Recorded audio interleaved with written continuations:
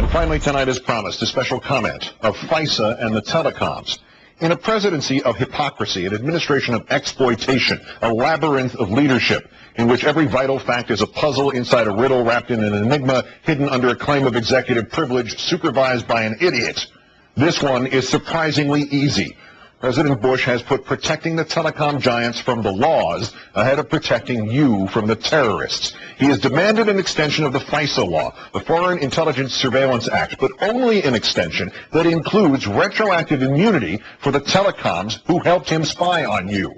Congress has given him, and he has today signed, a 15-day extension which simply kicks the time bomb down the field, and which has changed nothing of his insipid rhetoric, in which he portrays the Democrats as soft on terror and getting in the way of his superhuman efforts to protect the nation, when in fact, and with bitter irony, if anybody is soft on terror right now, it is Mr. Bush.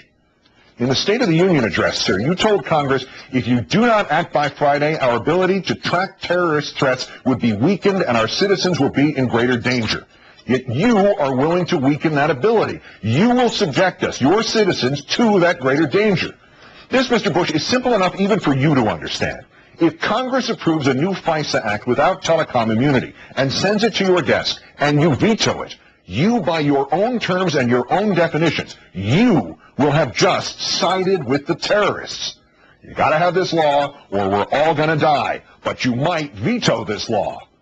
It's bad enough, sir, that you are demanding an ex post facto law, which would clear the phone giants from responsibility for their systematic, aggressive, and blatant collaboration with your illegal and unjustified spying on Americans under this flimsy guise of looking for any terrorists who are stupid enough to make a collect call or send a mass email. But when you then demanded again during the State of the Union address that Congress retroactively clear the Verizons and the AT&Ts, you wouldn't even confirm that they actually did anything for which they deserve to be cleared. The Congress must pass liability protection for companies believed to have assisted in the efforts to defend America. Believed? Don't you know? Does the endless hair splitting of your presidential fine print extend even here? If you, sir, are asking Congress and us to join you in this shameless, breathless, literal, textbook example of fascism, the merged efforts of government and corporations who answer to no government, you still don't have the guts to even say the telecom companies did assist you in your efforts? Will you and the equivocators who surround you like a cocoon never go on the record about anything, even the stuff you claim to believe in? Silly me. Of course Mr. Bush is going to say believed. Yes, it sounds dumber than if he had referred to himself as the alleged president, or had said today was reportedly Thursday, or had claimed mission accomplished in Iraq. But the moment he does say anything else, any doubt that the telecoms knowingly broke the law is out the window, and with it, any chance that even the Republicans, who are fighting this like they were trying to fend off terrorists using nothing but broken beer bottles and swear words, could not consent to retroactively immunize corporate criminals. Which is why the vice president probably shouldn't have phoned into the Rush Limbaugh propaganda festival yesterday. Sixth sentence out of Mr. Cheney's mouth. The FISA bill is about, quote, retroactive liability protection for the companies that have worked with us and helped us prevent further attacks against the United States. Oops. Mr. Cheney is something of a loose cannon, of course, but he kind of let the wrong cat out of the bag there. Because Mr. Bush and the corporations that he values more than people did not want anybody to verify what Mark Klein says. Mark Klein is the AT&T whistleblower who appeared on this newscast last November, who explained in the placid, dull terms of your local neighborhood IT desk how he personally attached all of AT&T circuits, everything, carrying every phone call, every email, every bit of web browsing into a secure room number 641A at the Folsom Street facility in San Francisco, where it was all copied so the government could look at it. Not some of it, not just the international part of it, certainly not just the stuff some truly patriotic and telepathic spy might be able to divine had been sent or spoken by or to a terrorist. Everything. Every time you looked at a naked picture, every time you bid on eBay, every time you phoned in a donation to a Democrat.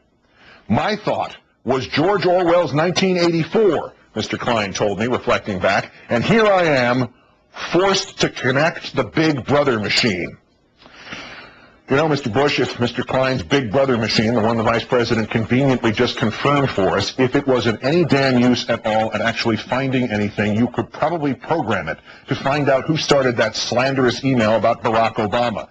Use room 641A to identify that assassin, sir, and I'll stand up and applaud you. Yeah, I'm holding my breath on that one, too. But of course, sir, this isn't about finding that kind of needle in a haystack. This is not even about finding a haystack. This is about scooping up every piece of hay there ever was and laying the groundwork for the next little job which you have to outsource to AT&T and Verizon and all the rest. It was your Director of National Intelligence, Mr. McConnell, letting this one out of that same bag. The need for Homeland Security to stave off cyber attacks against the government's computer networks. And how do they do that, sir? By constantly monitoring the Internet, the whole Internet. And who actually physically does that, Mr. Bush? Right, the same telecom giants for whom you want immunity quickly, so quickly you wouldn't believe it. Because this previous domestic spying and this upcoming policing of the Internet, they may be completely evil, indiscriminate, unlawful, so you have to dress it all up as something just the opposite. It isn't evil, it's, you said, to protect America. It isn't indiscriminate. You said it's the ability to monitor terrorist communications. It isn't unlawful. It's just the kind of perfectly legal thing for which you happen to need immunity. There's yet another level to this, and here we move from Big Brother to Sleazy Son. Mr. Bush's new Attorney General, Mr. Mukasey, the one who's already taken 4 different positions on waterboarding, and who may yet tie that record on this subject of telecom immunity, he has a very personal stake in all this. There happens to be a partner in the law firm of Bracewell and Giuliani named Mark Mukasey. And Bracewell and Giuliani and the Attorney General's son, Mark, just happen to represent Verizon. You know, Verizon, telecom giant. And all of a sudden, this is no longer just a farce in which protecting the telecoms is dressed up as protecting us from terrorist conference calls. Now it begins to look like the bureaucrats of the Third Reich, trying to protect the Krupp family, industrial giants, by literally rewriting the laws of Germany for their benefit. And we know how that turned out. Alfred Krupp and 11 of his directors were convicted of war crimes at Nuremberg. Nevertheless, for those of us watching a president demanding this very specific law, the ones the Germans had was called the Lex Krupp. There is one surprising bit of comfort in all this. Clearly, Mr. Bush is at his hyperbolic worst here. Consider how his former chief of staff, Andy Card, came on and scolded Chris Matthews and me after the State of the Union address. The president's address tonight was very important, Card said, because it really was a sobering call to reality for us. And the reality is we have an enemy who wants to hurt us. The primary job of the president is to protect us. He talked about protecting us. He talked about the needs to have the tools to protect us. Indeed, Mr. Bush, the primary job of any president is to protect us. Not just those of us who own Internet and telephone companies, but all of us. And even you, sir, with your intermittent grasp of reality, even with your ego greater than 100% approval rating, even with your messianic petulance, even you could not truly choose to protect the corporations instead of the people. I'm not talking about ethics here. I am talking about blame. Even if it's you throwing out the baby with the bathwater, Mr. Bush, it still means we can safely conclude there is no baby. There is not a choice of protecting the telecoms from prosecution or protecting the people from terrorists, sir. There is a choice of protecting the telecoms from prosecution or pretending to protect the people from terrorists. Sorry, Mr. Bush, the eavesdropping provisions of FISA have obviously had no impact on counterterrorism, and there is no current or perceived terrorist threat, the thwarting of which could hinge on an email or a phone call that's going through room 641A at AT&T in San Francisco next week or next month. Because if there were, Mr. Bush, and you were to, by your own hand, veto an extension of this eavesdropping, and some terrorist attack were to follow, you would not merely be guilty of siding with the terrorists. You would not merely be guilty of prioritizing the telecoms over the people. You would not merely be guilty of stupidity. You would not merely be guilty of treason, sir, but you would be personally and eternally responsible. And if there is one thing we know about you, Mr. Bush, one thing that you have proved time and time again, under any and all circumstances, it is that you are never responsible. Good night and good luck.